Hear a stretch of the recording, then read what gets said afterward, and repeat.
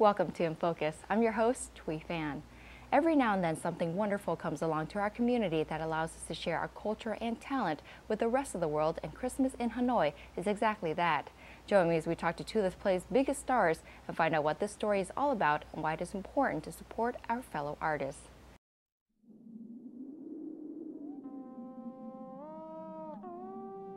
I never went back to Vietnam, but you will go. Maybe there you can hear me. When they were little children, I wanted to play with them, make them laugh, not infect them with old wounds. Mom and Dad lost the war. Mom lost the country. Dad got a wife. Then Dad lost a wife. You and me, we're the salvage job. Do you know how many people died in the war? Their mother agreed, we must make them whole American, not half this or half that. You know they do a second burial up north. They dig you up 7 years after they buried you and bring you home. You're sure the ghost is not your daughter? But some ghosts don't want anything. Trăm năm Give him back. trong cõi người ta chỉ tài khi mạnh khéo léo giết nhau. Listen to me, Lou. Things are coming to hurt us. Some things young people must finish. Cái vở kịch này được đạo diễn bởi ông Jeff Liu và viết bởi ông Eddie Bory. And the writer is very young, so his first play. Vở kịch này có 5 người diễn viên trong đó. Có Long đóng vai ông ngoại không nội, ông ngoại hả? Ông ngoại. Yeah, ông ngoại. Elisa đóng vai bà già, nhưng mà đặc biệt là thêm bà má, nhưng mà thêm 6 vai tất cả. 6 vật, yeah. 6 vai. Okay. 6 vai, yeah. Alright. Yeah. So you play 6 characters? I play 7 different characters. 7 characters. Some of them are smaller than others, but the main character is Oanh. Tên là Oanh Ganley, tại vì lấy chồng Mỹ, lấy chồng lính đó. And cái bà đó, bà mất 1 năm rồi. Chết. Mất thì là chết. Hơn 1 năm rồi. And yeah, and I play a medium, and I play a jam lady, and I play a clueless newlywed. So medium là bà lên đồng. Yeah. Có một bà lên đồng ở Hà Nội. Rồi jam lady là cái bà người chàm, người ta gọi người chàm. Có hồn mang một bà người chàm. Đúng rồi. Rồi một bà nhà quê. Nhà quê, bà nào nhà quê? Bà mà chơi mang bánh mì đó hả? Cái bà phi trường, bà đâu có nhà quê. Ở nhà quê tự nhiên bà ôn nguyên một cái shop bánh mì mà. Đâu phải nhà quê đâu. Quê quá. Bà là owner của cái shop đó, bà đâu phải người nhà quê. Cái bà bán bánh mì rồi. Bà bán bánh mì. Không có nhà quê. Bà 74 tuổi đó. 74 tuổi. Bán một cô ăn mày. Một bà ăn mày. Yeah, một bà ăn mày nữa. Bà ăn mày mà có con mà bế đứa con. Là mấy rồi, 4 rồi nhỉ? Với lại mấy cái cô mà vừa mới lấy chồng đó. Một cô là mới đi thu lịch mày. Đi gọi honeymoon gọi là gì? Đi tuần trăng mật, ở Hà Nội với lại chồng người Mỹ. Yeah. Mấy vai là nhỉ? I don't know. Rồi thêm một bà nhà quê bị bắn chết nữa. Một bà nhà quê bị bắn chết. Thật là 6 rồi. Anh số nhà quê. Đóng vai nhà quê không rồi? Dạ, anh toàn nhà quê không. Tại mặt nhà quê. Nhưng mà cái bà nhà quê đó ở trong phim, ok. Bà bị bắn đó, bà đó ở trong phim.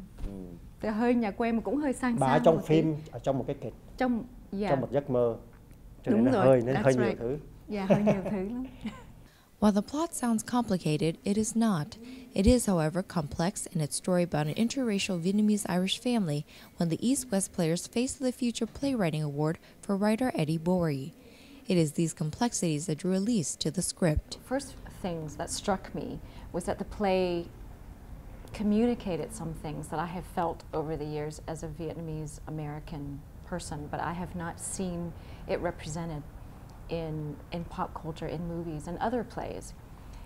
And that is the monologue that Winnie, the character who is my daughter in the play, she talks about watching a war movie and how one of the soldiers, the American soldiers, shoots an old lady in a rice field, and he's all torn up about it because he's not sure if she's innocent or she's victim or what.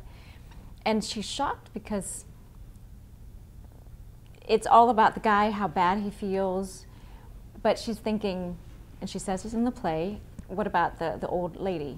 You know, does anyone care about her? And I had that same experience watching Platoon We don't name it in the play, but I had that same experience. I remember watching that and going, excuse me, she might have been innocent. She might have just been an old woman in a rice field. Does anyone care? And no one cares. So there were certain themes that really resonated with me, you know, thinking, wow, I don't get to say that line, but it really, it struck me when I read it. So I wanted to be a part of something that says things that I've been wanting to say for years.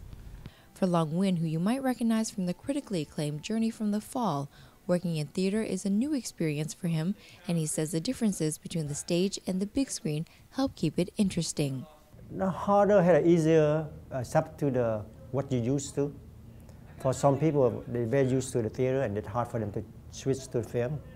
And because I'm so used to film, so it's very hard for me to switch to the theater. In film, the camera right here, like you're very close to me, right? And sometimes even closer.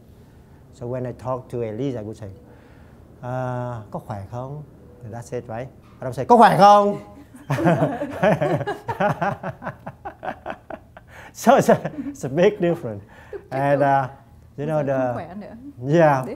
the first 10 play, I'm just say so softly that people like get mad at me because I speak so softly. But now I learned my lesson that kids, you talk too soft for the play. We cannot hear you. So now I speak louder. And so it's a completely different in many ways. And in a film, you do one scene 20 times. So you just kind of blow out. So okay, I have 100%. I'm going to put 100% in this scene. And then we take a little break. And then I drink some tea, and I get my energy up. I do the scene, and then take a nap in the trailer, then come back and do the scene again 100%. And you get burned out, you get tired, or you cry your heart out, whatever. Yeah. But then in the theater, you have a play that lasts 2 hours. It's have about, our play have about 12 scenes. That's about 12 màn, right? 12 scenes, right, Kat? No, 13. 13, because 6 okay. in the first act and then 7 in the second act. So you know her stuff, you can tell. Yeah, 13 scenes. We've only been doing this for a month and a half. Dạ, có 13 màn, cho nên mình phải trong đầu mình lúc nào phải nghĩ 13 màn, không phải là nghĩ một màn một được. Cho nên là cái năng lực mình phải để dành cho cái màn thứ 13, cho nên khi nó hết luôn. Cho nên mỗi màn là different energy, and you have to kind of, you know, have it in your head. Yeah. So when you play this scene, you do this, and that scene, you do that. Yeah. You don't blow out no one scene and then you dead the next scene. So theater is very immediate. It is immediate, it's live, anything can happen, it's unpredictable, and that's another thing I like about it. Each show is different. It's just, there's never going to be, you know, there are never going to be 2 identical shows. Tonight's going to be different than last night. And what I learned is that in the theater, you can make mistake, and your friend going to cover for you.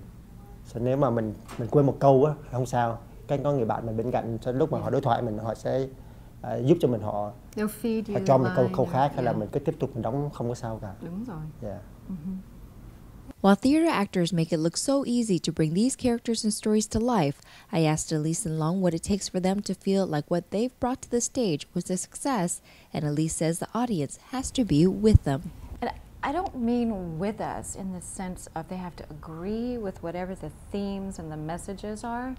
I mean with us in the sense that they have to be engaged, even if it makes them angry or it provokes them, it makes them think. I don't want them falling asleep. That's tough. Luckily enough, I've never had to look out in the audience and see someone in the front row just snoozing. Snoring away.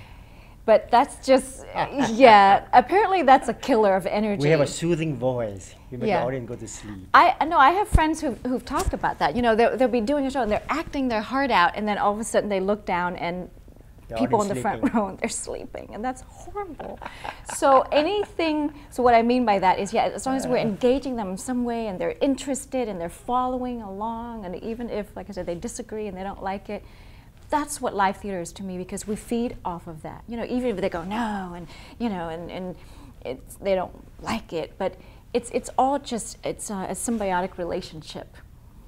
We can't, I don't think that we can do theater in a vacuum. We can't do it to an empty audience. We need an audience, and the audience has to be there and has to react with us somehow and come along with us on the journey to make it work. Yeah, I find out that I need the audience.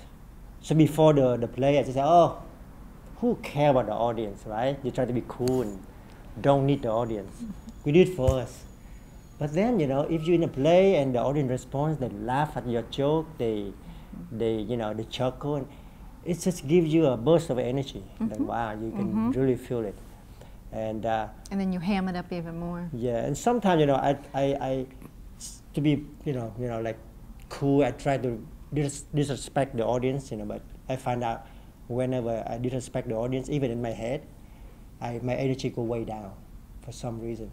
So you have to like respect the audience, and somehow that help you bring that energy levels up. And then, you know, for me, you know, I'm a beginner, so I have a different goal than Elise. My goal is just, okay, my first performing, that my goal is to make it through. Remember my line. Make it through to the end. Yeah. So what I do is don't fall down. I focus on the first scene, and then as soon as the scene over, I think about my next scene so that I can remember the line. So so the first few performing is just to get through the whole play. And then the next few plays is about, you know, how to project my voice so that people can hear me better. And so, you know, so far I'm very happy with all this personal goal. And, you know, I still have a long way to learn, but it really pays off. You know, as an actor, you need training all the time, and you know, I really need training. So. Coming up after the break, Elise and Long will take us on an exclusive look behind the scenes of how they bring these characters to life on stage. You definitely don't want to miss it. Stay with us.